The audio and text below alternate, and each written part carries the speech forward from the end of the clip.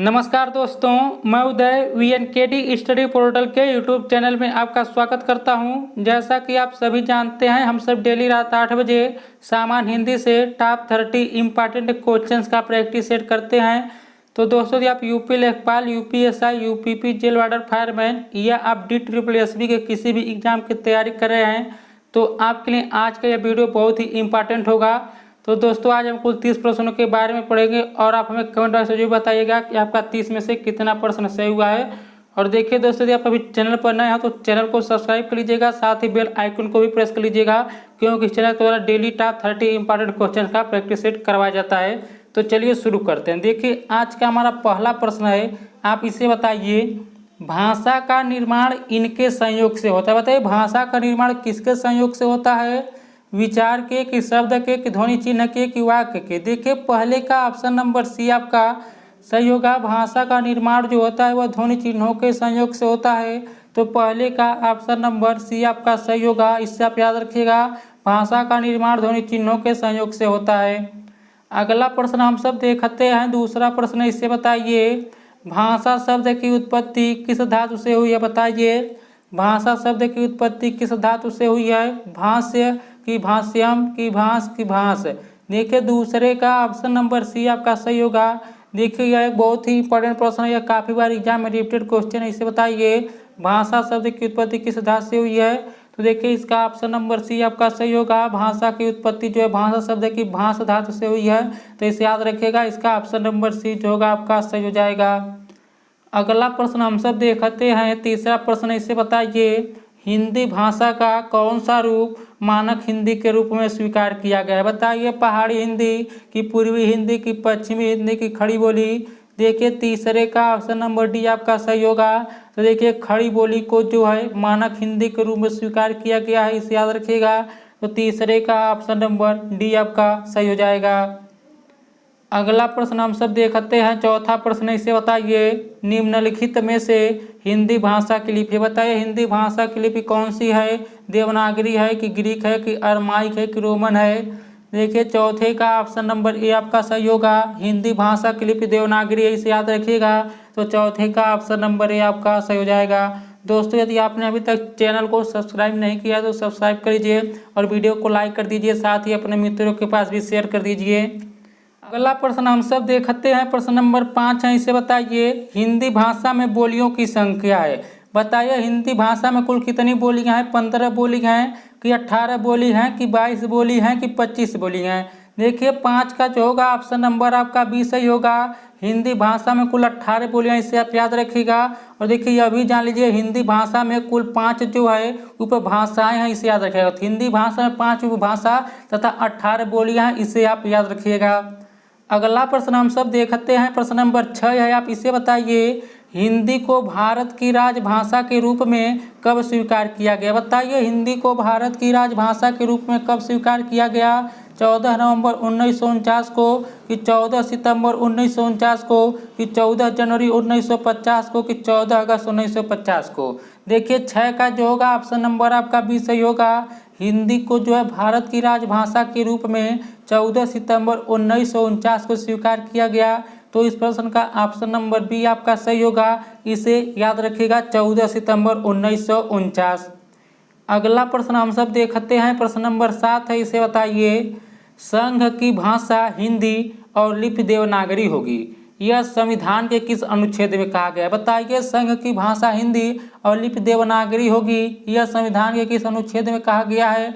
अनुच्छेद 143 में, कि अनुच्छेद 343 में, कि अनुच्छेद 543 में, कि अनुच्छेद 243 में?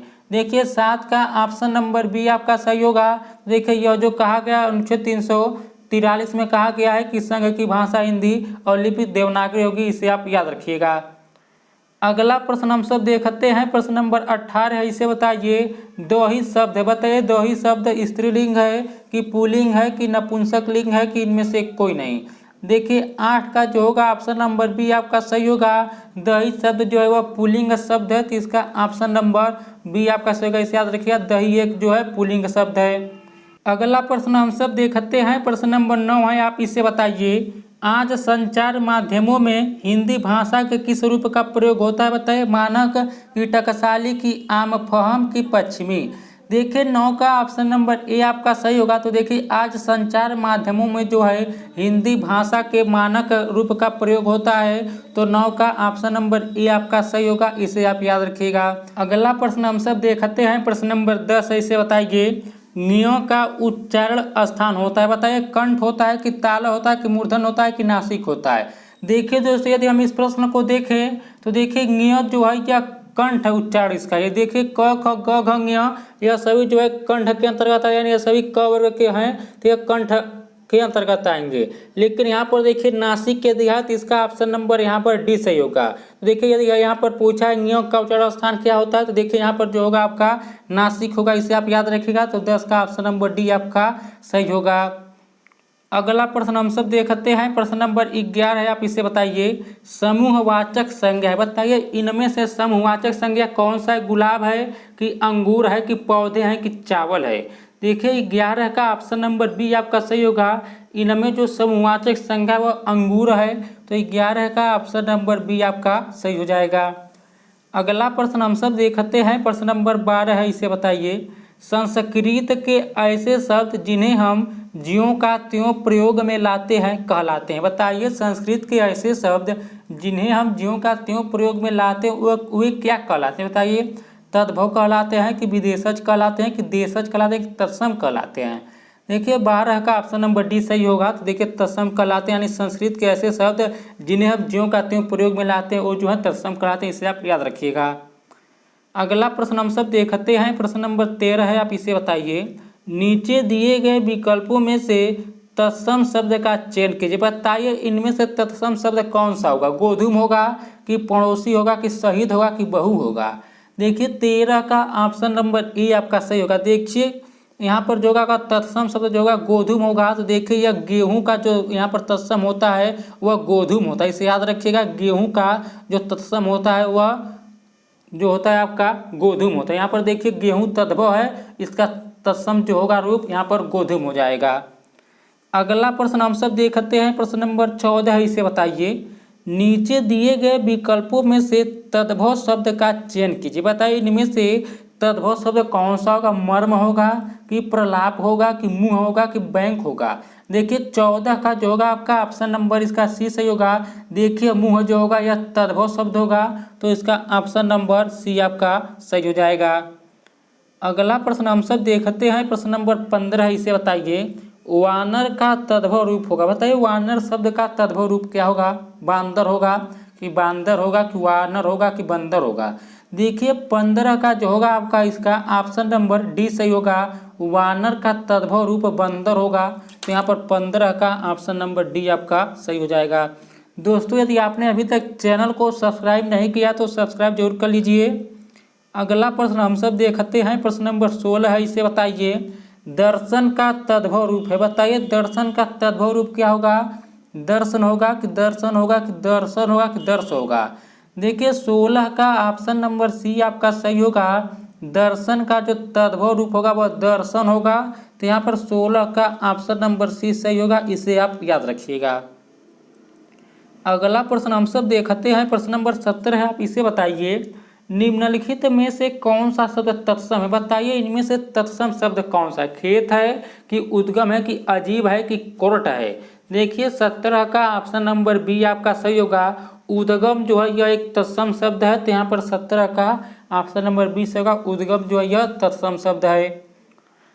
अगला प्रश्न हम सब देखते हैं, प्रश्न नंबर 18 है, इसे बताइए। निम्नलिखित में से कौन सा शब्द तद्भव है। बताइए इनमें से कौन सा शब्द तद्भव है। बिच्छू, की बर, की भ्रमर, की खड़पद। देखिए 18 का जो होगा आपका ऑप्शन नंबर ए आपका सही होगा। देखिए यहाँ पर बिच्छू जो है यह एक तद्भव शब्द है, तो इसका ऑप्शन नंबर ए आपका सही हो जाएगा। अगला प्रश्न हम सब देखते हैं, प्रश्न नंबर 19 है, इसे बताइए। निम्नलिखित तत्सम तद्भव में से कौन सा विकल्प अशुद्ध है। बताइए श्रृंगार का शिकार होगा, कि नृत्य का नाच होगा, कि दही का दही होगा, कि चक्षु का आँख होगा। देखिए 19 का ऑप्शन नंबर डी आपका यहाँ पर सही होगा। देखिए जो यहाँ पर अशुद्ध विकल्प दिया है वह चक्षु आँख दिया है। यहाँ पर ऑप्शन नंबर डी इसका यहाँ पर गलत होगा, यानी यहाँ पर यह विकल्प सही होगा। चक्षु आँख या जो है तद्भव तत्सम तद्भव नहीं है। अगला प्रश्न हम सब देखते हैं। प्रश्न नंबर 20 इसे बताइए, पहचान का तत्सम शब्द बताइए। पहचान का तत्सम शब्द क्या होगा? प्रज्ञान होगा कि प्रत्यभिज्ञान होगा कि अवधान होगा कि अभिधान होगा? देखिए 20 का जो होगा ऑप्शन नंबर आपका 20 सही होगा। पहचान का जो तत्सम शब्द होगा प्रत्यभिज्ञान होगा, तो यहाँ पर 20 का ऑप्शन नंबर बी आपका सही हो जाएगा। अगला प्रश्न हम सब देखते हैं। प्रश्न नंबर 21 इसे बताइए, निम्न में से कौन सा शब्द तत्सम नहीं? बताइए इनमें से कौन सा शब्द तत्सम नहीं है? घृत की, आंसू की, दूध की, अति न। देखिए 21 का ऑप्शन नंबर बी आपका सही होगा। आंसू जो है यह तत्सम शब्द नहीं है, तो यहाँ पर 21 का ऑप्शन नंबर बी आपका सही हो जाएगा। अगला प्रश्न हम सब देखते हैं। प्रश्न नंबर 22 इसे बताइए, देश में जन्मा शब्द कहलाता है? बताइए विदेशी कहलाता है कि देशज कहलाता है कि आगत कहलाता है कि इनमें से कोई नहीं? देखिए 22 का जो होगा आपका ऑप्शन नंबर बी से होगा। देश में जन्मा शब्द कहलाता है, देशज कहलाता है, यानी देशज का मतलब ही होता है देश में जन्मा, तो इसे याद रखिएगा। तो 22 का ऑप्शन नंबर बी आपका सही हो जाएगा। अगला प्रश्न हम सब देखते हैं। प्रश्न नंबर 23 इसे बताइए, गाड़ी शब्द है? बताइए गाड़ी शब्द देशी है कि आगत है कि विदेशज है कि विदेशी है? देखिए 23 का ऑप्शन नंबर ए आपका सही होगा। गाड़ी शब्द जो है यह देशी है, तो यहाँ पर 23 का ऑप्शन नंबर ए आपका सही होगा। गाड़ी एक देशी शब्द है। अगला प्रश्न हम सब देखते हैं। प्रश्न नंबर 24 इसे बताइए, विदेशी भाषा से आए शब्दों को क्या कहते हैं? बताइए विदेशी भाषा से आए शब्दों को क्या कहते हैं? देशी कहा जाता है कि यौगिक कहा जाता है कि आगत कहा जाता है कि देशज कहा जाता है? देखिए 24 का जो होगा ऑप्शन नंबर सी सही होगा। विदेशी भाषा से आए शब्दों को आगत कहा जाता है, तो 24 का ऑप्शन नंबर सी आपका सही हो जाएगा। अगला प्रश्न हम सब देखते हैं। प्रश्न नंबर 25 है, इसे बताइए, निम्न में से मुस्लिम शासन के प्रभाव से आया शब्द? बताइए निम्न में मुस्लिम शासन के प्रभाव से आया शब्द क्या? रेल है कि हवालात है कि गिलास है कि बाड़ा है? देखिए 25 का ऑप्शन नंबर बी आपका सही होगा। यहाँ पर देखिए हवालात शब्द जो है यह मुस्लिम शासन के प्रभाव से आया शब्द है, तो 25 का ऑप्शन नंबर बी आपका सही हो जाएगा। अगला प्रश्न हम सब देखते हैं। प्रश्न नंबर 26 इसे बताइए, निम्नलिखित शब्द समूहों में से देशज शब्द का उदाहरण? बताइए निम्नलिखित शब्द समूहों में से देशज शब्द का उदाहरण कौन सा होगा? समय, मलेरिया, डोंगी, चेला, भात, अनाज की, पैसा, ओट? बताइए। देखिए 26 का ऑप्शन नंबर ए आपका सही होगा। यहाँ पर देखिए देशज शब्द का जो उदाहरण होगा समय, मलेरिया दोनों होगा, तो 26 का ऑप्शन नंबर ए आपका सही होगा। दोस्तों यदि आप में से कोई लोग यूपी के किसी एग्जाम की तैयारी कर रहे हैं, तो इस चैनल के द्वारा डेली दोपहर 2 बजे यूपी स्पेशल जीके का प्रैक्टिस सेट कराया जाता है, इसलिए आप उस वीडियो को जरूर देखिएगा। अगला प्रश्न हम सब देखते हैं। प्रश्न नंबर 27 इसे बताइए, निम्नलिखित शब्दों में से फारसी शब्द का उदाहरण? बताइए इनमें से फारसी शब्द का उदाहरण कौन सा होगा? अल्लाह होगा कि आवाज़ होगा कि अक्ल होगा कि औरत होगा? बताइए। देखिए 27 का ऑप्शन नंबर बी आपका सही होगा। आवाज़ जो शब्द है यह फारसी शब्द का उदाहरण है, तो 27 का ऑप्शन नंबर बी आपका सही होगा। दोस्तों यदि आपने अभी तो वीडियो को लाइक नहीं किया तो लाइक जरूर कर दीजिए। अगला प्रश्न हम सब देखते हैं। प्रश्न नंबर 28 इसे बताइए, अलमारी शब्द है? बताइए अलमारी अरबी शब्द है कि पश्तो कि पुर्तगाली कि फारसी? देखिए 28 का जो होगा ऑप्शन नंबर सी से होगा। देखिए यह जो प्रश्न है एग्जाम में काफ़ी बार आया हुआ प्रश्न है कि अलमारी किस प्रकार का यानी कौन सा शब्द है? देखिए अलमारी जो है यह पुर्तगाली शब्द है, तो 28 का ऑप्शन नंबर सी आपका सही हो जाएगा। अगला प्रश्न हम सब देखते हैं। प्रश्न नंबर 29 इसे बताइए, फ्रेंच भाषा का शब्द है? बताइए इनमें से फ्रेंच भाषा का शब्द कौन सा है? रूबल होगा कि पठान होगा कि बहादुर होगा कि अंग्रेज होगा? देखिए 29 का ऑप्शन नंबर डी सही होगा। देखिए अंग्रेज एक फ्रेंच भाषा का शब्द है, तो यहाँ पर 29 का ऑप्शन नंबर डी आपका सही हो जाएगा।